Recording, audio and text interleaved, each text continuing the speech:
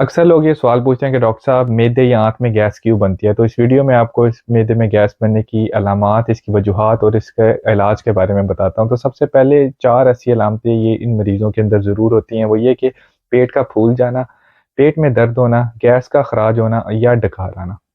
अब इसकी वजूहात जानना ज़रूरी है क्योंकि इसका इलाज इनकी वजूहात पे डिपेंड करता है। सबसे पहले हमारी अक्सर खाने की आदतें इस तरह होती हैं, जैसे कि हम या तो खाना बहुत जल्दी-जल्दी खाएँ या खाना खाने के दौरान बोलें। अब होगा ये कि हम इन दोनों अमल के दौरान अपना खाने के साथ हवा को निगल लेंगे और वही बाद में हमें गैस का मसला भी कर सकता है। दूसरा ये कि अक्सर लोगों के अंदर कुछ फूड्स जो हैं वो खाने से उनके अंदर गैस का बनने का अमल ज़्यादा हो जाता है। स्पेशली कुछ लोगों को मसला होता है दालों के साथ, गोभी के साथ या आलू के साथ।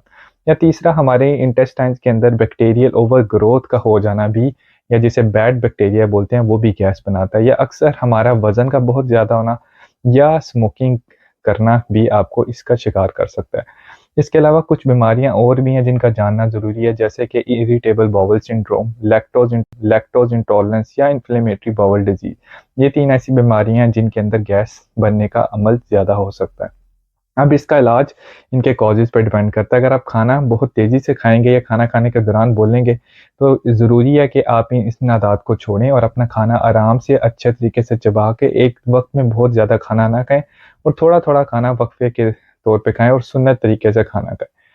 दूसरा ये कि आप अगर स्मोकर हैं तो स्मोकिंग छोड़ दें, अगर आपका वज़न ज़्यादा है तो कोशिश करें कि आप अपने वज़न को कम करें या बाज़ औक़ात अगर बैक्टीरियल ओवरग्रोथ ज़्यादा है तो कुछ प्रोबायोटिक्स ऐसे हैं जो कि लेने के साथ अक्सर दही के अंदर भी प्रोबायोटिक्स ज़्यादा होते हैं, तो उनके इस्तेमाल से आपका ये मसला हल हो सकता है।